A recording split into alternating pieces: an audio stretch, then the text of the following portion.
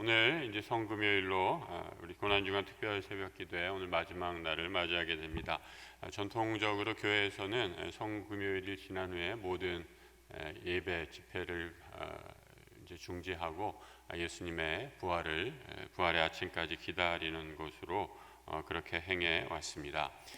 고난주간 동안 우리 찬양대로 또 여러 안내위원으로 섬겨주신 모든 분들 감사하고, 또 가정에서 또 이 자리에서 이렇게 예배로 참여해 주시고 함께 기도해 주신 분들, 우리 하나님의 은혜와 축복이 함께하기를 계속 기도합니다. 우리 어제 기적을 행하시는 예수님이라는 제목으로 함께 말씀의 은혜 나누었죠.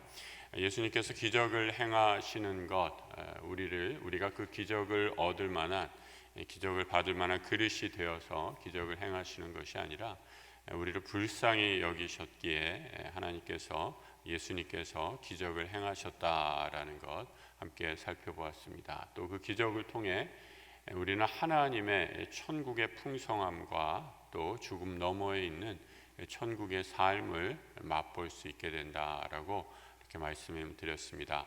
오늘은 예수님이 마지막 고난당하신 예수님이라는 제목으로 함께 말씀 나눌 텐데요.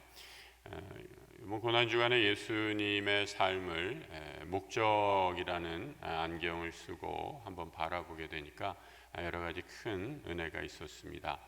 예수님의 고난조차도 분명한 목적이 있는 것을 우리가 확인하게 되죠.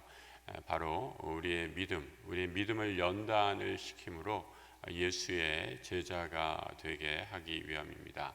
오늘 주신 말씀을 통해서 또 함께 은혜를 받는 귀한 시간이 되기를 원합니다. 우리 함께 기도하고 말씀 나누도록 하겠습니다. 하나님 아버지 감사합니다. 고난주간 특별 새벽 기도에 성금요일 아침에 모여 주께 찬양하며 기도하고 또 귀한 말씀 함께 나눕니다. 정성껏 드린 예물 가운데 주께서 함께 해주시고, 하나님 우리의 기도 제목을 들어주셔서 하늘의 뜻이 우리의 삶 가운데 이루어지는 은혜의 역사 이루게 하여 주옵소서. 기도 가운데 주의 기적을 맛보게 하여 주시고, 우리 주님 치유하시고 병을 고쳐주시며 모든 상처를 회복해 하셔서 우리를 제자의 길로 부르시는 그 음성 듣고 우리도 주님 바라보며 따라가는 하늘의 사람들, 주님의 제자 되게 하여 주시옵소서.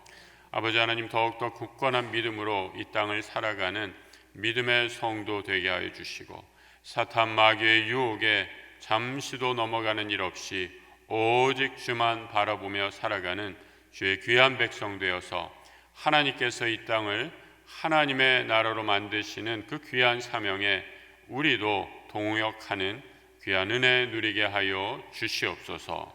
우리의 간절한 기도가 하늘에 상달되어서 주께 응답될 줄을 믿사오며 우리의 모든 것 되신 예수 그리스도의 이름 받들어 기도드립니다. 아멘.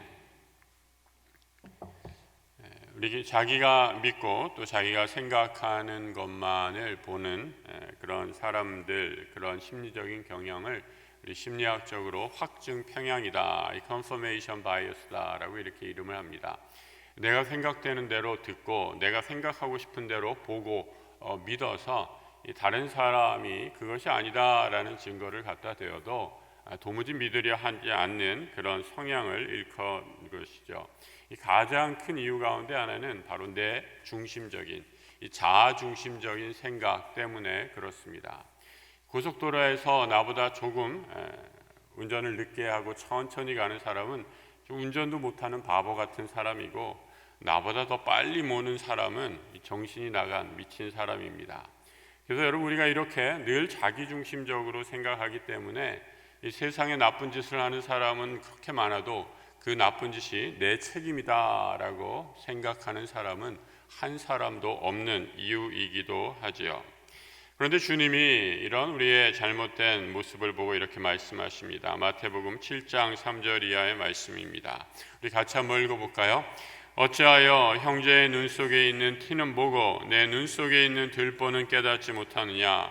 보라, 내 눈 속에 들보가 있는데 어찌하여 형제에게 말하기를 나로 내 눈 속에 있는 티를 빼게 하라 하겠느냐? 외식하는 자여 먼저 내 눈 속에서 들보를 빼어라. 그 후에야 밝히 보고 형제의 눈 속에서 티를 빼리라. 주님의 말씀조차도 아전인수격으로 곡해하면서 자기가 듣고 싶은 것만 듣는 사람이 있습니다. 고집대로 내 멋대로 해석하는 우를 범하게 되죠. 우리 주님이 고난 당하실 것을 말씀합니다. 예수의 고난, 십자가의 구원을 이루기 위해 반드시 꼭 필요한 과정입니다. 하지만 예수님의 제자 중에 베드로도 주님, 이렇게 고난 당하신다는 말에 이렇게 반응하고 있습니다. 16절 22절의 말씀이죠. 같이 또 읽어봅니다. 베드로가 예수를 붙들고 항변하여 이르되 주여 그리 마옵소서, 이 일이 결코 주께 미치지 아니하리라. 예수를 붙들고 항변했다라고 이렇게 얘기합니다. 여러분, 그냥 단순하게 작은 목소리로 얘기한 게 아니라 아주 크게, 그야말로 다투듯이 절대 그럴 수 없습니다, 이렇게 꽉 주님을 결코 그 고난의 길로 갈 수 없습니다라고 막아섰다라는 그런 뜻입니다. 예수님이 대체 어떤 말씀을 하셨기에 베드로가 이렇게 막 길길이 날뛰며 주님, 그렇게 절대로 할 수 없습니다 항변했다는 것일까? 바로 앞구절에 이렇게 말씀하고 있죠. 같이 또 읽어봅니다. 이때로부터 예수 그리스도께서 자기가 예루살렘에 올라가 장로들과 대제사장들과 서기관들에게 많은 고난을 받고 죽임을 당하고 제3일에 살아나야 할 것을 제자들에게 비로소 나타내시니, 주님이 말씀하신 것, 이 세상에 오셔서 구원을 위한 필연적인 주님의 사역이십니다. 고난 받고 십자가에 달려 돌아가심으로 마침내 구원을 이루신다라는 겁니다. 그런데 이 놀라운 구원의 그림이 베드로의 생각과 전혀 맞지가 않았다라는 겁니다. 여러분, 인간적인 눈으로 본다면 베드로만큼 의리파도 없습니다. 여러분, 모시고 있는 선생님이 고난당하시고 십자가에 달려 죽으시겠다라고 이렇게 얘기하는데 제자된 입장에서 아이고 주님 정말 잘하십니다, 그렇게 하셔야죠, 정말 주님이 하시는 것 옳은 길입니다 라고 이렇게 박수 쳤다면 제 입장에서 본다면 그 인간 참 미웠을 것 같아요. 여러분, 이렇게 얘기하면 옳지 않은 것 아닙니까?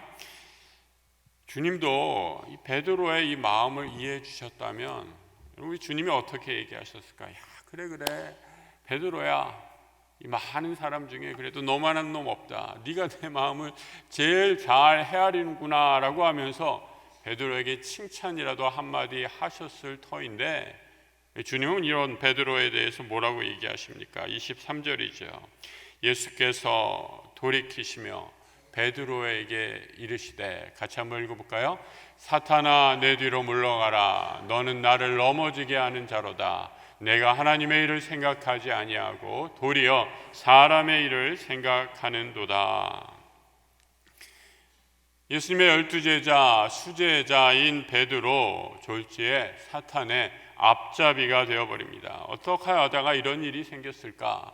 베드로는 하나님의 관점에서 보지 못하고 사람의 관점에서 예수의 일을 생각하다가 그만 사탄이 되어버린 것이지요. 사람 편에서 보면 하나도 이상할 게 없습니다. 아니, 선생님이 고생하고 죽으신다는데 박수치는 제자라면 제자도 아닌 거죠. 그게 무슨 제자입니까? 그런데 하나님의 편에서 보면 베드로는 그 순간 하나님의 구원의 계획을 방해하는 사탄입니다. 여러분, 우리가 어떻게 하나님의 그 크신 계획, 하나님의 그 거룩하신 계획을 분별할 수 있을까요? 우리에게 어떻게 이런 지혜가 필요할까요? 바울은 하나님의 계획을, 하나님의 뜻을 분별하는 비결을 이렇게 가르쳐 주고 있습니다. 데살로니가전서 5장 16절 이하의 말씀인데요, 같이 읽어봅니다. 항상 기뻐하라, 쉬지 말고 기도하라, 범사에 감사하라. 이것이 그리스도 예수 안에서 너희를 향하신 하나님의 뜻이니라. 이사를 가야 할지 말아야 할지, 이렇게 경기가 어려운데 주식을 사야 할지 말아야 할지, 또 어떤 주식을 사야 할지 팔아야 할지, 아이들을 이 학교에 보내야 할지 말아야 할지, 여러분 이런 구체적인 것에 대해서 늘 기도하지만 하나님은 이런 구체적인 개별 사안에 대해서 말씀해 주지는 않습니다. 그 대신 하나님의 뜻을 가르쳐 분별하는 가장 기초적인 방법을 바울은 우리에게 말씀해 주고 있죠. 기초가 든든하면 흔들리지 않기 때문입니다. 먼저 항상 구원의 은혜에 기뻐하라 라고 말씀합니다. 또 범사에 감사하라 라고 이렇게 권면하고 있습니다. 그리고 쉬지 말고 기도하라 라고 합니다. 그럼 범사에 감사하라 라고 했더니 한 집사님이 저에게 그렇게 말씀하시더라고요. 목사님, 저는 범사 감사 좀 말이 좀 어려운 것 같아요. 그래서 제 마음대로 바꿨어요. 아니, 뭐라고 바꾸셨어요? 저는요 몽땅 감사 이렇게 바꾸니까 확 와닿더라고요. 몽땅 감사, 검사에 감사하라 라는 말과 똑같은 말이 아닙니까? 며칠 전에 드디어 일이 터졌습니다. 며칠 전에 드디어, 오늘은 좀 날씨가 선선하고 어제도 비가 오고 선선해져서 사라졌는데, 며칠 전 날이 따뜻할 때 드디어 모기가 출현해서 저를 문 것입니다. 이제 모기가 나타났구나 라고 했습니다. 일본의 에도 시대에 하이쿠라는 아주 짧은 시가 있습니다. 이 두 줄로 쓴 아주 짧은 시인데, 그 두 줄로 짧은 시 가운데 여러 가지를 담아내게 되죠. 이 하이쿠의 대가였던 고바야시 이사라는 시인이 이런 두 줄의 하이쿠 시를 씁니다. 어떤 시냐? 그 시가 이렇습니다. 얼마나 감사한가, 올해도 모기에 물리다니. 이게 끝입니다. 얼마나 감사한가, 올해도 모기에 물리다니. 여러분, 모기에 물린다라는 것 어떤 뜻입니까? 내가 살아있다라는 증거 아닙니까? 죽은 시체 모기가 피 빨아 먹은들 무슨 소용이 있겠습니까? 시체는 모기가 달려들지도 않죠. 살아있기에 따뜻한 온기를 지니고 있는 살아있는 사람에게 모기가 달려든다라는 거죠. 그러니 살아있음이 얼마나 감사한가라는 것입니다. 여러분, 영어로 감사, thank라는 단어를 쓰는데 영어 think, 생각하다와 똑같은 어원입니다. 생각해야 감사할 수 있습니다. 모든 일을 내 관점이 아니라 하늘의 관점에서 바라보면 감사하지 않을 것이 없는 것, 우리가 사는 세상입니다. 아마추어의 감사는 좋은 일이 있을 때만 감사하지만 프로의 감사는 기쁜 일이나 슬픈 일이나 어떠한 환경과 형편에서도 감사할 수 있는 능력을 지니게 됩니다. 한 홀로 사는 여인, 어렵게 아들을 키웠는데 22살에 그 아들을 잃고 말았습니다. 얼마나 슬프고 하늘이 무너지는 상황입니까? 그런데 그 장례식장에서 이 어머니가 이렇게 감사의 고백을 했습니다. 내가 이 아들을 키우면서 3가지 감사할 것이 있습니다. 지난 22년 동안 이 귀한 아들과 함께 살게 해주신 하나님께 감사합니다. 두 번째로 감사할 것은 내가 데리고 있는 것보다 우리 하나님이 데리고 있는 것이 더 귀하니 이로 인해 감사합니다. 또 마지막으로 이렇게 기도했습니다. 이제야 독생자 아들 예수 그리스도를 이 땅에 보내주신 하나님의 마음을 내 아들을 보내고서야 알게 하시니 이 또한 감사합니다. 아들을 잃은 슬픔 속에서 감사를 생각해낸 것이지요. 감사는 감사함으로 생각하기를 결단하고 그 수고를 아끼지 않을 때 감사할 수 있는 것입니다. 여러분, 불평할 것 생각하면 10,000가지 1,000가지 넘는 세상이지만 그 가운데서도 감사하는 것이 우리 성도의 삶입니다. 우리의 삶 가운데 늘 날마다 몽땅 감사하시는 우리 성도들 되시길 주님의 이름으로 축복합니다. 베드로를 통해 보는 사탄의 교묘한 전략, 십자가 없는 구원, 고난이 빠진 행복한 사탕 발림의 거짓된 진리를 보게 됩니다. 사탄은 이 일을 위해 지금도 얼마나 열심인지 모릅니다. 십자가 그거 피할 수 있잖아. 그거 네가 굳이 안 져도 돼 라고 하면서 예수님이 그 고난의 길을 걸어가는 마지막 순간까지 사탄은 교묘하게 유혹하죠. 사도 바울은 이런 교묘한 사탄의 전략을 간파하고 그의 아들 영적인 디모데에게 이렇게 권면하고 있습니다. 디모데서 4장 1절의 말씀인데요. 같이 읽어보겠습니다. 그러나 성령이 밝히 말씀하시기를 후일에 어떤 사람들이 미혹에서 떠나 미혹하는 영과 귀신의 가르침을 따르리라 하셨으니, 그럼 사도 바울이 세상 사람들이 미혹하고 악한 영을 따르겠다라고 말하는 것이 아닙니다. 그의 영적인 아들 디모데가 목회했던 디모데에게 주면서 내가 목회하는 교회 공동체에 이런 사람들이 있구나라고 말합니다. 바로 교회 공동체 안에 사탄의 미혹이 되어서 사탄과 귀신을 따르는 사람이 있으리라라고 말하고 있는 것이죠. 그때도 있고 지금도 있고 앞으로도 있을 것입니다. 바울은 디모데에게 거룩한 교회의 분열, 그 첫 번째 원인 바로 사람들이 믿음에서 떠났기 때문이다 라고 말하고 있죠. 그리고 사탄의 가르침에 넘어갔기 때문이다 라고 말하고 있습니다. 여러분, 믿음을 잃어버리면 어떤 일이 일어나는가? 그 다음 구절에서 이렇게 말씀해 주고 있습니다. 4장 2절의 말씀, 자기 양심이 외식함으로 거짓 말하는 자리라.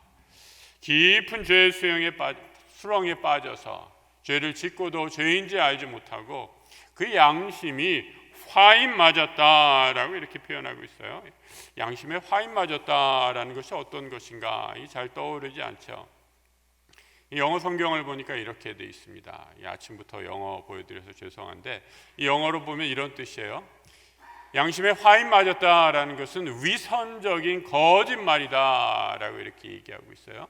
위선적인 거짓을 늘 말하다가 이 위선의 거짓을 감추고자 뜨거운 철로 그 위선을 다 지져버려서 감추어버린 상태, 이것을 바로 양심에 화인 맞았다라고 이렇게 얘기하고 있는 거죠. 양심을 화인 맞게 되면 자신을 하나님의 자리에 올려놓게 됩니다. 사실 이단 교주들이 자신들이 하는 것 다 사기이고 거짓인지 자기 스스로가 제일 잘 알고 있습니다. 하지만 이들은 마귀의 앞잡이가 되어서 어느덧 스스로를 하나님 자리에 올려놓고 있는 것이지요. 진리의 말씀을 따르지 않는 것입니다. 여러분, 이런 사탄의 속임수, 마귀의 유혹에 넘어가지 않기 위해 우리가 어떻게 해야 하는가? 오늘 주님이 사탄의 일을 버리고 하나님의 뜻을 따라 사는 것, 그 비결을 이렇게 말씀해 주고 있습니다. 마태복음 16장 24절 같이 읽어봅니다. 이에 예수께서 제자들에게 이르시되 누구든지 나를 따라오려거든 자기를 부인하고 자기 십자가를 지고 나를 따를 것이니라. 주님을 고백하는 것, 사실은 신앙의 첫걸음입니다. 그런데 안타깝게도 많은 사람들이 주님을 예수님으로, 주님을 나의 주로 영접하는 것으로 만족하고 여기에서 믿음의 걸음을 멈추게 됩니다. 이제 됐지, 이제 교회 다니니까 이 정도면 된 것 아니야 라고 이렇게 착각하죠. 사탄도 우리의 신앙이 더 자라는 것을 가장 염려하는 이가 바로 사탄이기 때문에 우리의 믿음이 자라지 못해서 열매 맺지 못하도록 최선을 다해 방해합니다. 그런데 우리 주님은 뭐라고 말씀하고 있습니까? 구원 이후에 또 다른 새로운 믿음의 길이 있다라고 말씀합니다. 우리의 믿음이 구원받은 것에서 멈추지 않고 매일매일 자기를 부인하며 주님이 걸어가셨던 그 생명의 길 따라가는 것, 그것이 바로 제자의 삶이다라고 말씀하시며 우리를 초대하십니다. 나를 부인하고 나의 시간과 재능과 물질을 우리 주님처럼 이웃과 세상과 교회를 위해 함께 나누라고 우리를 초청하고 계시는 것입니다.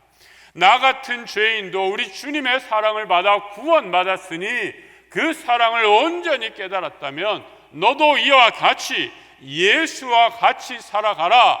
바로 우리 주님이 명령하신 제자의 삶입니다. 자기 부인은 나를 버리고 예수 그리스도를 첫 번째로 놓는 사람이죠. 주님은 세상 일을 걱정하고 나를 먼저 생각하는 사람, 제자에 적합한 사람이 아니다라고 하면서 누가복음에서 이렇게 말씀하게 주고 있습니다.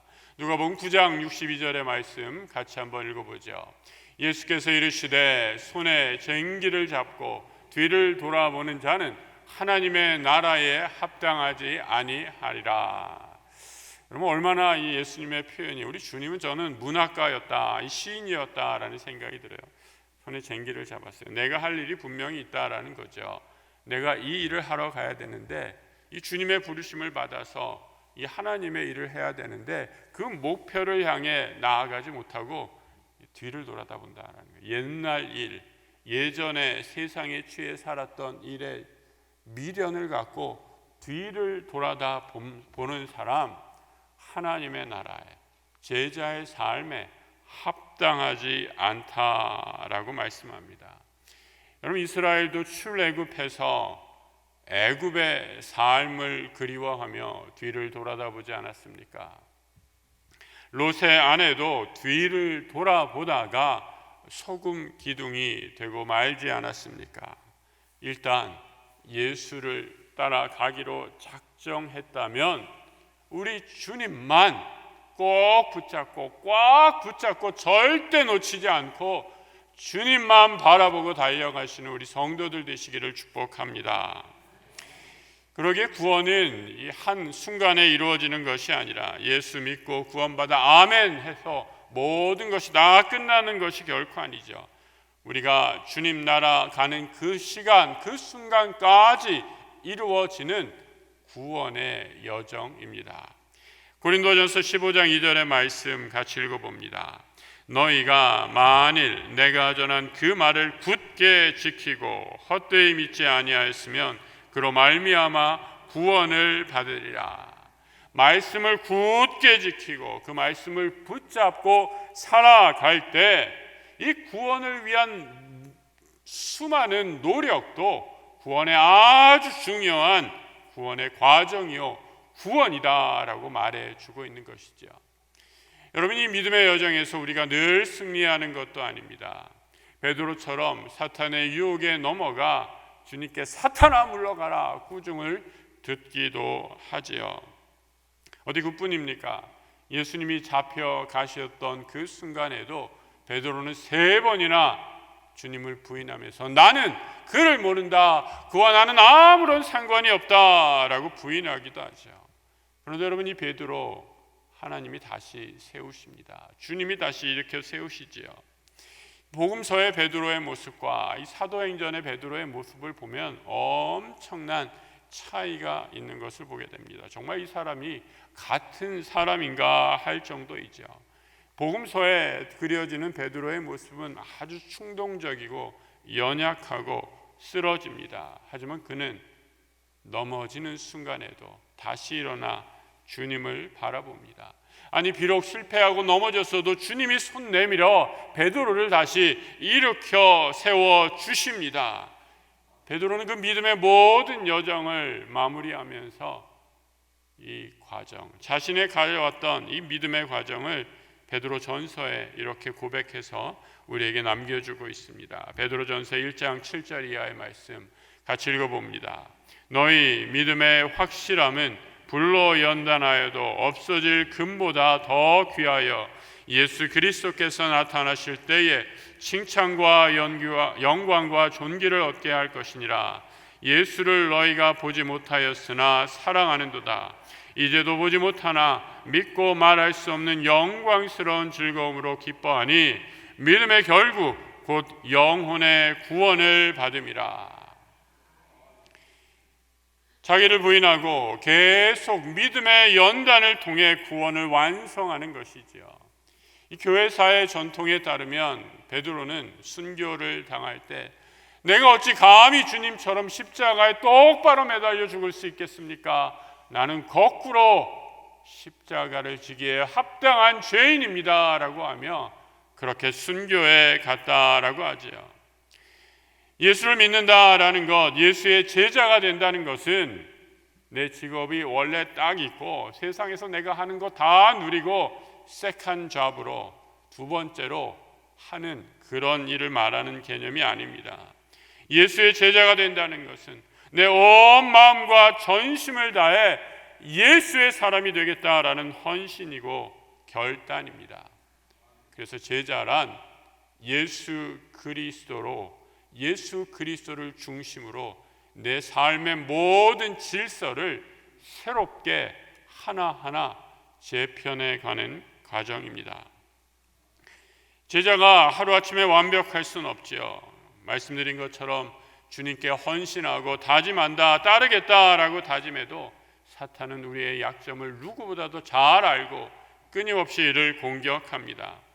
자라오면서 환경과 가정 안에 부모에게 받은 상처, 우리 가정의 오래된 갈등일 수 있습니다. 자녀의 문제로 인한 아픔도 있습니다. 또 세상의 쾌락, 즐거움을 끊지 못해 중독처럼 내 몸에 각인된 오래된 육체의 습관일 수 있습니다. 사탄은 그것이 무엇이든지 간에 나의 가장 연약한 곳을 공격하고 시험에 걸려 넘어지게 합니다. 이 시험엔 이기기 위해 꼭 필요한 것, 자기 부인이라 말씀드렸습니다. 나를 부인하지 않고서는 제자가 될 수 없습니다. 내가 원하는 것, 내가 세상에서 놓지 못하는 것을 한 손에 쥐고 주님을 함께 따라가는 것, 하나님 나라에 합당한 모습이 아니기 때문이죠. 삶의 우선순위에서 첫 번째 자리, 바로 우리 주님께 내어드리는 것, 그것이 바로 제자의 삶입니다. 아브라함의 삶을 한번 생각해 보시기 바랍니다. 여러분, 하나님이 왜 그렇게 어렵사리 준 귀한 아들 그 이삭을 하나님께 바치라라고 말씀하셨는가 생각해 보시기 바랍니다. 아브라함의 가장 연약함을 시험하신 것이지요. 아브라함의 삶의 우선순위를 확인하고자 하셨던 것이지요. 아브라함은 자기를 부인하고 순종함으로 그의 삶에서 하나님이 첫 번째이심을 확인했던 것입니다. 오늘 성금요일 새벽에 내 힘으로, 내 세상에 내 힘으로 내가 좋아하고 내가 놓지 못하는 그것, 내 힘으로 물리칠 수 없습니다. 우리 주님, 십자가에 달리신 주님을 깊이 묵상하시고 이 시간 결단하시기 바랍니다. 주님만이, 예수만이 내 삶의 주인이십니다. 나를 부인하고 믿음의 길로 나아가십시오. 오늘도 우리를 제자의 길로 불러주시는 그 주님의 음성을 듣고 나를 부인하고 그 구원의 온전한 완성에 이르기까지 하나님 나라를 향해 달려가는 우리 모든 주의 제자들 되시길 예수 그리스도의 이름으로 축복합니다. 우리 시간 함께 기도하며 나아가도록 하겠습니다. 하나님께서 계획하신 그 놀라우신 구원의 목적을 이루기 위해 최선을 다해 우리 하나님께 전적인 순종을 하며 살아가셨던 우리 주님 예수 그리스도를 고난주간에 묵상하였습니다. 하나님이 성금요일 아침 우리의 삶의 목표가 예수 그리스도가 되기를 간절히 기도합니다. 우리 주님 말씀하셨던 것처럼 나를 따라오려거든 자기를 부인하고 십자가를 지고 나를 따르라 하셨는데, 그 말씀 내게는 때로 너무 힘들고 무거운 일이지만 우리 주님 그 길 가셨기에 주님만을 바라보고 나아가길 원합니다. 때로 실패하고 때로 넘어지고 때로 좌절할지라도 우리 주님 손 내밀어 나를 다시 일으켜 세워주시고 그 은혜의 길로 초청하시는 주의 긍휼하심에 의지하여 다시 일어나 이 믿음의 길로 나아가는 예수의 제자들, 하나님 나라의 거룩한 백성 되게 하여 주시옵소서.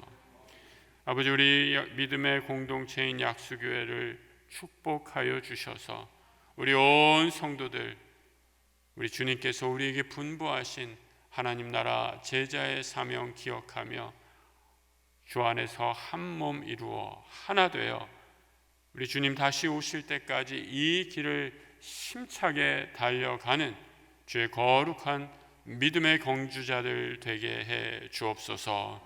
그리하여 우리 주님 다시 만날 그날에 잘하였다 충성된 종아 칭찬받는 하늘의 상급을 누리는 모든 주의 백성 되게 하여 주실 줄 믿사오며, 이제는 우리 주 예수 그리스도의 은혜와 우리 하나님 아버지의 크고도 놀라우신 사랑하심과 성령님 우리 안에 동행하시고 인도하시는 은혜의 역사가